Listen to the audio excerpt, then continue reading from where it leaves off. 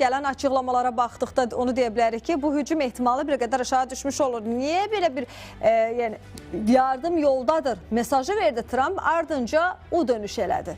Yəni buna səbəb olaraq sadəcə olaraq Körfəz ölkələrinin Trump'ı inandırması məsələsi mi olub, yoxsa başqa nüanslar da var? Və yaxud Trump necə əmin olub ki, hazırda proseslər, xüsusən də ixtişaşçılara qarşı sərt müqavimət göstərilməyəcək? Yəni, məsələ sadəcə olaraq Trump'ın istəyi, ixtişaşçılara sərt bir mövqe sərgilənməməsi idi mi? Buna görə mi doğrudan da hücuma keçirdi? Yoxsa əslində bağlı qapılar arxasında istədiyini mi alıb? Danışacağıq bu istiqamətdə. Araşdırmacı jurnalist Məsud Haray suallarımızı cavablandıracaq. Məsud bəy, salamlayırıq sizə. Hər vaxtınız xeyir. Mən də sizi və dəyərli izləyiciləri buradan salamlayıram və axşamınız xeyir olsun deyirəm. Buyurun. Hər vaxtınız xeyir. Məsud bəy, qeyd etdiyimiz kimi artıq 19-cu gündə İranda etirazlar davam edir. Düzdür, son 24 saat ərzində ən azından görüntülər üzərində biz deyə bilərik. Bir qədər səngimə hiss edirik, amma bir tərəfdən də gəlin deyək ki, İranda internet bloklandığı üçün bütün görüntülər də sosial mediada, media üzərindən tam şəkildə paylaşılmır. Bu baxımdan diqqət çəkir. Son olaraq Trump'ın açıqlaması ilə başlayır. Çünki Trump'a qarşı Trump'ın verəcəyi dəstək kifayət qədər ən azından etirazçılar tərəfindən müsbət mənada qəbul olunurdu. Yəni Trump'ın adına küçə məsələsi olsun, Amerika bayrağının dalğalandırılması olsun, amma Trump'ın son açıqlamaları diqqət çəkir. Deyir ki, ona söz veriblər ki, qətillər, edamlar olmayacaq. Maraqla da interneti bloklanan, eyni zamanda yəni səhih məlumatın olub-olmamasına dair suallar yaranan Abbas Araqçı ilə də son verilən açıqlama ondan ibarət idi ki, danışıqlar dayandırılıb. Əgər danışıqlar dayandırılıbsa, Trump'ı kim əmin edib ki, bu proses davam etməyəcək? Baxın, birbaşa Trump'ın ilk İrana qarşı tutumunu diqqətə alırsaq, orada bir dəyişiklik olacaqdı, çox sərt çıxışları olurdu. Amma son gündə görürük ki, bu sərt çıxışların yerinə artıq o qırmızı şapkasını çıxarıbdı, bəyaz ya ağ şapka qoyubdu, böyük qoyub başına. Bu nə deməkdir? Yəni Trump'da nə dəyişikliklər vardı? Gerçəkdən də internetin olmadığı zamanda, sizin vurguladığınız kimi, heç bir bilginin doğru düzgün axtarışı olmadığı zamanda Trump hansı qənaətə yetirdi və bu qədər bir sosial mediada hətta ölülərin sayısının daha çox olduğu, 12.000 ta 20.000 civarında olduğunu söyləntisi ortaya olaraq, bəzi videolar da bunları kanıtlayırlar, yəni diqqətə alınacaq qədər. Nədən Trump burada çıxır deyir ki, biz hökumətə dedik ki, artıq adamları öldürməsin. Gerçəkdən hökumət adamları öldürməsin, adamların etirazına nə olacaqdır? Sanki elə bir ima işarə edir ki, bütün etirazları da Trump orqanizə edibdir. Amma halbuki biz bunu bilirik ki, belə bir şey deyil. Bu Trump'ın əlaqəli bir şey deyil. O etirazlar zaten Trump'ın bu qədər aksiyalar, bu qədər təhrimlər, ambargoları uyguladığı və İranı daha da sıxıntıya soxduğu məqam və İranda bahalıq ərəfəsində bu etirazlar ortaya çıxıbdır. Amma buna baxmayaraq indi Trump pərdə arxası nəyə görüşübdür ki, bu itminanı, yəni bu nöqtəyə gətirib çatıb ki, biz rejim adamlarla anlaşdıq, onları vurmayacaqlar. Və sonra da bunun eyni halda ki, bir savaşa hazırlıq deyildi və keçən axşama da çoxlarını iqna etmişdi. Hətta Avropanı çox əcaib məsələ budur ki, bütün Avropanın da baxsaydın, liderlərin hamısı Trump'ın arxasında səhv bağladılar. İrana qarşı İrana daha ambargolar daha çox olsun və haqladılar yəni Trump'ın tavırlarını. Amma nə oldu ki, bugün Trump birdən-birə mövzu dəyişdirdi. Gerçəkdən də pərdənin arxasında Trump görüşdüyü məsələ nədən ibarətdir? İran nə mənəyə razılıq verdi ki, Trump'a, hansı görüşməyə ki, Trump bugünləri İran tərəfindən hətta belə danışdı. CNBC-də danışdığına diqqət yetirsək, orada çox belə kritik bir məqamlara toxunmağa çalışır. Nə deyir orada? Deyir ki, etirazçılara qarşı hakimiyyət, yəni rejim onlara təpki göstərir. Yəni sanki etirazçılar silah açıblar rejimə qarşı və bunlara. Yəni bu söylənti, bu ədəbiyyat tam Xameyni'nin ədəbiyyatıdır, rejimin ədəbiyyatıdır. Birdən-birə Trump niyə gəldi bu ədəbiyyata, özünü tənəzzül etdi ki, bu ədəbiyyatla? Bəlli ki, iddia var ki, Ərəb ölkələri, Körfəz ölkələri onu daha doğrusu fikrindən daşındırıb. Mən elə təmin etmirəm. Bu da bir dənə amillərin birindən ola bilər. Çünki bir tərəfdən də İran bilirsiniz ki, Ərəb körfəzindəki ölkələri ki, Amerikanın orada paygahları vardı, imkanları deyirlər, silahları vardı.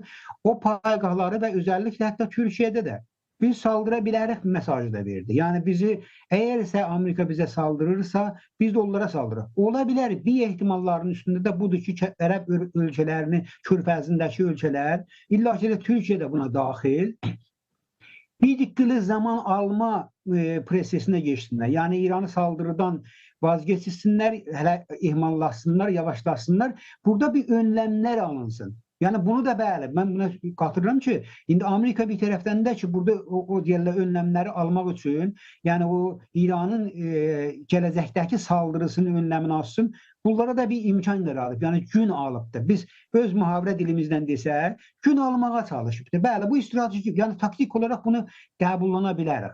Ama gerçekten de aman Trump'ın sözleri ama başka bir şeyler de deyir axı. Onlar mənə söz verdiler, da milləti vurmayacaqlar.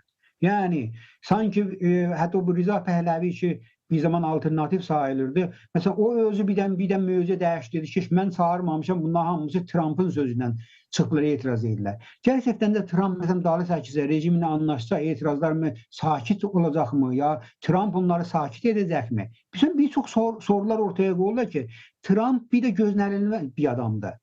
İlla ki İran'ı ələ geçirmək istəyir. Bu bir dənə gəlsəkdir. İlla ki İran'ı Rusiyanın ve daha önemli Çin'in elinden kurtarıp da öz egemenliği altına, öz baskısı altına geçirmeyi planlayır. Bu bir tane gelecektir. Belki rəhbərliyin yerinə ortaya çıxacaq bir figur görmədi. Yani Pəhləvini çox da dəstəkləmədiyini gördük Trump tərəfindən. Bakın, Pəhləvini dəstəkləmədiyin səbəbi budur ki, Pəhləviçilər İlla ki de bu son zamanlarda Avrupa'nın birçok ülkelerinde, Berlin'de, ne bileyim Kanada'da, Almanya'da, hatta Washington'da bile gösteriler ortaya koydular ve özlerine hatta İran'a, rejime muhalif adamlara saldırdılar. Güney Azerbaycanlılara saldırdılar. Ne bileyim o halk müzahitlerine saldırdılar. Yani edebiyatları, davranışları hiç de dünya, bakın bu İran değil ha, İran içinde bu olay olmuş ki, deyək ki, mesela orada internet yoktu, haberler alabilmiyorum. Bu Avrupa'nın gözünün önünde oldu, Amerika'da böyle oldu. Bunlar da onu gösterdiler ki, dünyanın bütün siyaset adamları da buna baktılar ki, bunlar mı alternatif? Bunlar hiç demokrasiye inanan bir adam da değiller. Yani figur olarak da bunlar o hükümetten daha aşırı radikal bir zihniyetleri vardı. Onun için bu alternatifi bir kenara bıraktı. Ama Trump dediği kimi gözlüyür ki oradan bir demokrat, onun dediğiyle desək yani. Onların baxışıyla desək, demokrat bir vəziyyətdə bir adamlar ya ortaya rəhbərlik ortaya çıxsın və onları dəstəkləsin. Mənim nəzərimə adamları gözləmir. Ora başqa bir alternativ deməli ortaya qoyacaq, rəhbərlik ortaya qoyacaq.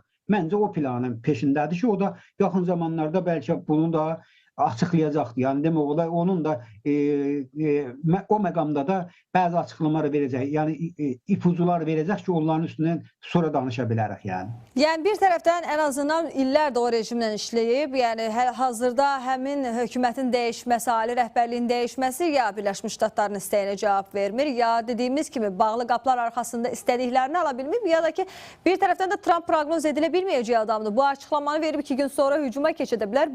Bütün bu ehtimallar əlbəttə ki masadadır. Digər tərəfdən ne deyirsiniz? Bəlkə ola bilsin, yəni Trump İranı ələ almaq istəyir, orada nəzarəti həyata keçirmək istəyir. Görünür, hazırda ali rəhbərlik səviyyəsində bundan bir narahatlıq var. Çünki son günlər mediada məlumatlar paylaşılır ki, gah qızıllar daşınır, gah da yeni informasiya əsasən iddia olunur ki, düzdür, İsrail mediası iddia edir. Əli Xamneyinin oğlu da yaxın günlərdə nə az nə çox 1,5 milyard dollar Dubaya köçürüb deyə. Yəni bir narahatlıq var sanki ali rəhbərlik səviyyəsində. Axı məlumatlar var idi. Yəni əgər rejim dəyişikliyi yaşanarsa özlərinin bir B variantı da hazırlanıb deyə. Bu B variantı onadır mı? Trump'ın addımına cavab. Bəli, bu senaryonun üstündə çox danışılır və Avropa ölkələri, Amerikada, hətta belə bölgə ölkələri də, Ərəb ölkələri, Türkiyə də buna daxil. Bəli, bu senaryonu mən düşündüyüm qədərlə indiki, bugünkü durumda, sabah bir gün adam çox təxmin etmək olmur. Bunun üstündə bəli, qərarlaşa bilirlər ki, İranda yönetimin figoru dəyişsin. Yəni, Xamene'ye geçsin, Sipah Pasları'nın mesela bir kenara çəkilsin, Cumhurbaşkanı tipi bir dönəmə geçsin. Orada daha mesela böyle yumuşaq bir yönetimle qırıq dəyişdirsin. Bəli, bu bir şey vardı. Ama bu yönetim gerçekten Cumhuriyet İslam'ın içindeki var olan yönetimle, adamla, figurlarla mı hayata geçecekse yoksa muhalefetlerle. Bu da nişan verir ki, muhalefet ya opozisyonu dikkate alınacak bir kadar değil. Ama ben düşündüğüm kadarıyla hem içeride hem muhalefetin onların ortaya koyduğu, yani her iki taraftan ortaya koyduğu bir yönetimi düşünürler. Ama gerçekten de bunlar İran'ın dinamikleriyle okuyar mı? Yoksa etirazlar gerçekten de bu seviyede bastırırlarmı? Yani etirazların bu kadar kanlı mücadelesinden sonra, bu kadar itkiden sonra, bundan sonra bunlar buna razılık verer mi? İranın dinamiklerine baktığımızda biraz çok zor görünür. Ama başka Avrupa ülkelerinin özellikle ne bileyim masalarında yatılan stratejilere, onların uyguladığı taktiklere baktığımızda bəli orada olabilir. Ama bunları sahada yendirəcəklər, necə uygulayacaqlar, mən ona çox belə əminlik vermirəm. Çünki o bölgəni dərinliyi ilə bilən birisi, yəni biz orada yaşamışıq, oranın o deyirlər, hər incəliklərini bilirik. Zor bir sürəzdir. Bəlkə uzun illər belə sürər. Gerçekten de burada dikkat getirmemiz mesele budur. Bu rejimin omurgası, qiyafəsini dəyişdi, omurgasını nə edəcəklər? Yəni bu fasçı zehniyyəti nə edəcəklər? Məsələn, Güney Azərbaycanlı ya başqa etniklər ki, fas deyirlər, bunlar haqlarını necə əldə edəcəklər? Əslində, əldə etmək imkanları olacaqmı? Hətta bu rejimdən məncə daha baskı bir yönetimə biz şahid ola bilərik. Onun üçün bunlar bir çox suallardır ki, bunların cavabını axtarmaq üçün bu rahatlıqda, bu deyirlər, bu nə deyim, genişlikdə söz-söhbətin içində bunlara cavab tapmaq biraz zordur. Onu da zaman zaman deyirlər ki, olub bitənlərin üstündə danışıb və sonuca getirməyimiz ola biləcəkdir. Məsud bəy, İranda rəsmi səviyyədə açıqlama verilir. Abbas Araqçı Amerika mediasına çıxıb danışaraq qeyd edir ki, 4 gündə ixtişaşlar səngiyib, artıq vəziyyət nəzarət altındadır. Bilmirəm, siz xüsusən də son günlər, ən azından son 24 saat ərzində İranda yaşayan qohumlarınızla əlaqə qura bilmirsinizmi? Doğrudan da mı? Orada hazırda vəziyyət mediada göstərildiyi kimi deyil. Yəni ixtişaşlar yatışır. Belə deyə bilir ki, orada baskı çoxdur. Özellikle de Güney Azərbaycanda baskı daha çoxdur. Çünki rejim də, hətta Batı gücləri də, bir çox bölgə gücləri də bilirlər ki, oradakı rejim dəyişmə məsələsi ilə Güney Azərbaycanda ya başqa etniklərin arasında böyük bir dənə ana xətt belə olaraq fərqi var. Yani Güney Azərbaycanlılar ya Kürtlər olsunlar, hətta ərəblər olsunlar, bəluslar da buna daxil. Bunlar rejimin dəyişməsindən, pəhləvin gətirməsi ya başqa bir yönetimə geçməsini razılaşmırlar. Çünki orada haqlarını əldə edə bilməyəcəklər. Bu bilgiyi, yəni bu anlayışı mən bilirəm ki, bu son zamanlarda belə Avropa ölkələrində belə analizlərində yer alır. O səbəblə mənim düşündüyüm budur. Yəni sizin sualınıza net şəkildə, yəni uzaqlaşmadan cavab verirsəm, bu baskı mekanizma bir tərəfdən də baxın Trump'ın geri atması da bir umutsuzluq yarattı. Bir çoxları umud olmuşdu, Trump gələcəkdir, yardım edəcəkdir, hətta saldıracaqdır. Yoxsa məsələn teorilər ortaya qoymuşlar, eyni Venezuela kimin həmən senaryonu Trump gəlib Xameneyə də götürüb aparacaqdır və yerinə başqa birisini qoyacaqdır. Baxın, belə rahat belə duygusal yanaşmaları Trump yönetimi də İrandakı müxalifətə axtarmışdı. Onun üçün Trump'ın dalı oturması, bəli, orada etirazların bir tərəfində hakimiyyətin sərt, interneti bağlaması, imkanların kəsməsi, çox belə silahla ağına qərəsinə baxmadan uşaqları belə öldürməsi, o qorxunu az da olsa, zaman baxımından da olsa, bəli, pompaj edə bildi. Bir qorxu yarada bilibdi. Amma bu bitti anlamında deyil. Yani bəlkə millət də biraz nəfəs almaq istəyir, sahaya çıxmaq istəyəcəkdir. Bu da mən nəzərimə taktik olaraq da millətin tərəfindən də oxumaq lazım. Yəni, o içəridəki müxalifətin tərəfindən də belə taktiki də biz göz önündə bulundurmamız lazımdır. Son olaraq bir məsələyə də nəzər yetirmək istəyirəm. İranın Müdafiə Naziri çıxdı, açıqlama verdi ki, əslində kəşfiyyat məlumatları var. İranı parçalamaq istəyiblər. Eyni zamanda Birləşmiş Ştatların kəşfiyyat tərəfi digər ölkələr də dəstək veriblər. Hətta atılacaq addımlar üçün müəyyən bir məbləğ olub. Yəni insanın öldürülməsi üçün $4000, polis şöbəsinin yandırılması üçün $670-690 belə güya müəyyən edilib. Yəni bütün bu faktor, yəni belə bir, daha doğrusu İranın Müdafiə Nazirinin açıqlama verməsi ağıllarda bir sual yaradır. Hazırda saxlanılan şəxslər terrorçudur, qiyamçıdır və yaxud sifariş alıb onlara qarşı cəzanın verilməsi üçün əsas yaradılaraq bu ifadələr səsləndirilir sizcə? Əlbəttə ki, o cür istəyirlər. Çünki əslən bu hesab eləyən ki, ölülərə güllə polis deyirlər. Baxın, bu özü böyük bir dənə dəhşət bir şeydir. Yəni sizə deyir ki, müxalifət oldunuz, hətta belə qurşuna, gülləyə rast gəldiniz də, siz gərək hələ hazır olasınız, bir də ölünüzü almaq üçün, özünüz məzara tapşırmaq üçün pul verməniz lazımdır. Pulunuz yoxdur, yəni eşiyə çıxmayın. Rejimin əslində sözü budur. Hətta İranın o yetki, o deyirlər məhkəmə başqanı nə dedi? Deyirsən, tutuklanan hamısı istisnasız. Baxın, istisnasız. Yəni məhkəməyə gərək yoxdur. Bunların hamısı suçludur.